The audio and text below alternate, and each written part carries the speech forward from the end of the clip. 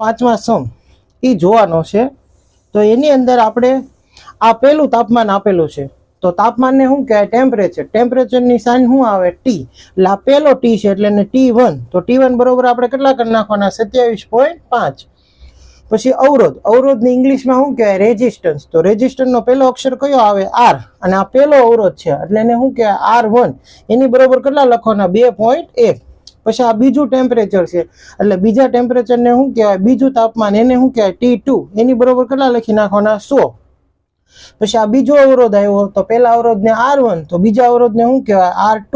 તો R2 બરોબર આપણે કેટલા લખશું? 2.7। પછી આપણને તાપમાન ગુણાંક શોધવાનો કીધો છે, તો તાપમાન ગુણાંકને આપણે શું કહેવાય? આલ્ફા। હવે R2 બરોબર સૂત્ર થાય R2 બરોબર R1 1 plus alpha T2 minus T1। તો બધા હજી એકવાર બોલો તો R2 બરોબર R1 1 plus alpha T2 minus T1। તો R2 ની કિંમત કેટલી છે? 2.7। તો R2 ની જગ્યાએ આપણે કેટલા લખી નાખવાના? 2.7 બરોબર ના બરોબર। R1, તો R1 ની જગ્યાએ કેટલા લખશું? 2.1। તો R1 ની જગ્યાએ લખી નાખવાના 2.1 કાઉન્સનો કાઉન્સ, 1 ના 1 પ્લસ ના પ્લસ, આલ્ફા ના આલ્ફા T2। તો T2 બરાબર બધા જોવો તો કેટલી કિંમત આપેલી છે? 100। તો T2 ની જગ્યાએ કેટલા મૂકી દેવાના? 100 માઇનસ ના માઇનસ। પછી T1, તો T1 ની જગ્યાએ બધા જુઓ તો કેટલી કિંમત આપેલી છે? 27.5।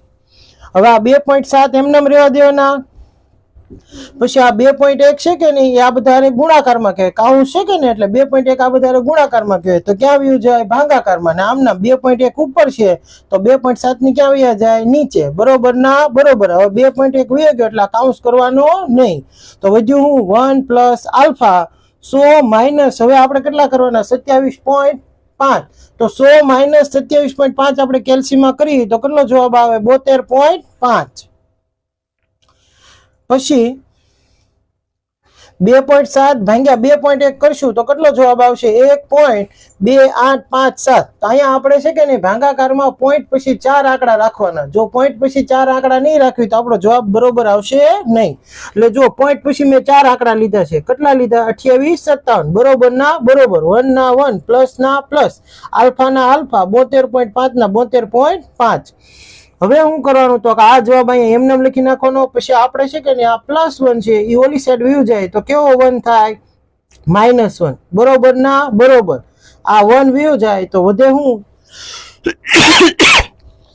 આલ્ફા, પછી 72.5, પછી 1.2857 માંથી આપણે 1 બાદ કરી તો કેટલો જવાબ આવે? 0.2857 બરોબર ના બરોબર, આલ્ફા ના આલ્ફા 72.5 ના 72.5।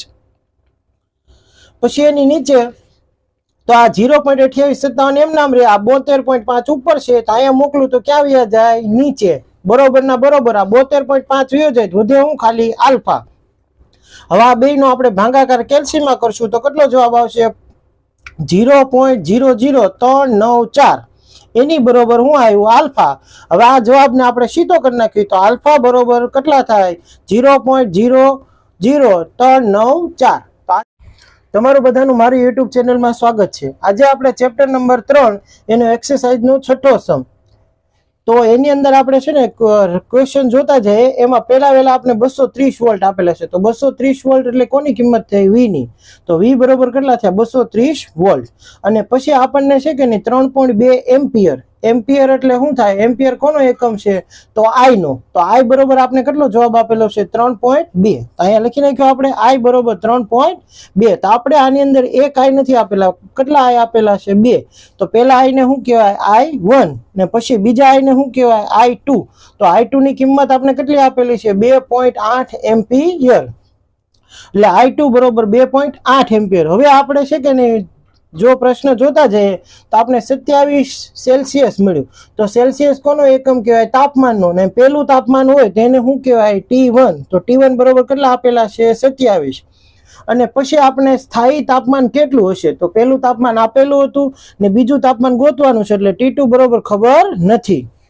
અને આલ્ફા, તો આ જે મૂલ્ય છે કે ને એ તાપમાન ગુણાંક છે, તો તાપમાન ગુણાંકને આપણે કેટલું કહેવી? આલ્ફા। તો આલ્ફા બરોબર કેટલા થાય? 1.70 ગુણ્યા 10⁻⁴।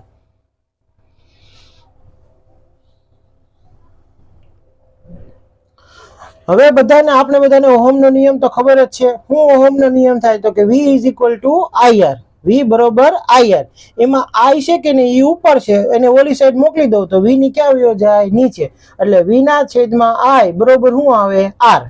તેથી હવે આપણે છે કે આને સીધું કરી નાખવી તો શું સીધું થાય? R બરોબર V ના છેદમાં I. પણ આપણે પેલા માટે ગોતવી છે તો R1 બરોબર શું થાય? V ના છેદમાં અહીંયા I1 ની લખી શકાય અને અહીંયા શું લખી શકાય? V ના છેદમાં I2. R1 ગોતતા હોય તો આપણે પેલો જે વિદ્યુત પ્રવાહ હોય એ લેવાનો. તો પેલો વિદ્યુત પ્રવાહને I1 કહેવાય, બીજા વિદ્યુત પ્રવાહને શું કહેવાય? I2. અને વોલ્ટેજ તો હરખા જ છે. તો પેલામાં શું જવાબ આવે? 230 ના છેદમાં કેટલા આવશે? 3.2. પછી 230 ના છેદમાં કેટલા કરવાના? 2.8. આ પોઈન્ટ છે તો એની બરોબર. હવે આ બે નો આપણે ભાગાકાર કરશું તો કેટલો જવાબ આવશે? 71.875. આ બે નો ભાગાકાર કરશું તો કેટલો જવાબ આવશે? 82.143. હવે R2 બરોબર તો તમને બધાને સૂત્ર તો ખબર જ છે. R2 બરોબર શું થાય? R1 1 plus alpha T2 minus T1. R2 બરોબર શું થશે? R1 કૌંસમાં 1 plus alpha T2 minus T1. તો R2 ની કિંમત અહીંયા લખેલી જ છે. કેટલી લેવાની છે? 82.143. બરોબર ના બરોબર. R1 ની કિંમત આપણે ઉપર જોઈ લઈએ કેટલી છે? 71.875. અહીંયા આપેલી છે કે નહીં? તો અહીંયા આપણે R1 છે એની જગ્યાએ 71.875 કાઉન્સનો કાઉન્સ 1 ના 1 પ્લસ નું પ્લસ આલ્ફા નું આલ્ફા T2 ના T2 માઇનસ ના માઇનસ T1. તો T1 ની આપણે જુઓ તો કેટલી કિંમત આપેલી છે? તો કે T1 બરોબર કેટલા આપેલા છે? 27. તો ના આપણે T1 ની જગ્યાએ કેટલા મૂકી દેવાના? 27. તો અહીંયા T1 ની જગ્યાએ કેટલા મૂકી દીધા? 27. પછી આ જવાબ એમ નામ લખી નાખવાનો. પછી આ જવાબ ઉપર છે એને સામેની સાઈડ મોકલું તો ઉપરનું શું થાય?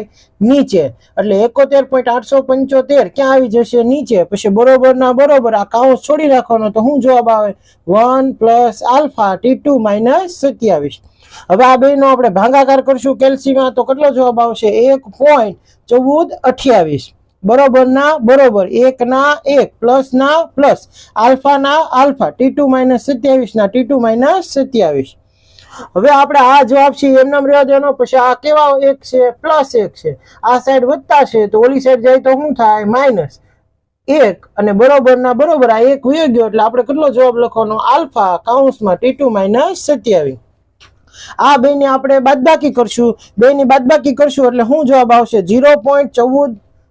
0.1428. બરોબર ના બરોબર આલ્ફા. તો આલ્ફા ની જગ્યાએ આપણે કિંમત પહેલા જ આપેલી હતી તાપમાન ગુણાંક ની. કેટલી આપેલી હતી?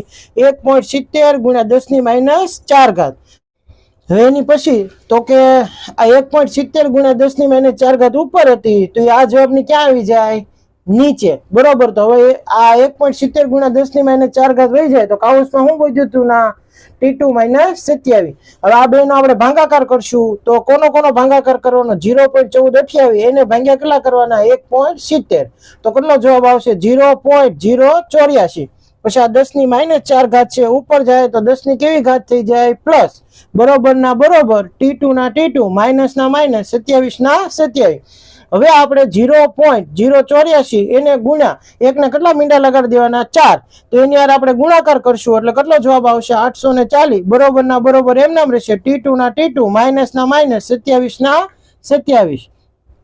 પછી વિદ્યાર્થી મિત્રો આપણે શું કરવાનું રહેશે તો કે આ -27 છે અને ઓલી સાઈડ મોકલી દેવાના. તો આ 840 એમ નામ રહે. આ -27 હતા ઓલી સાઈડ જાય તો કેવા 27 થઈ જાય? પ્લસ.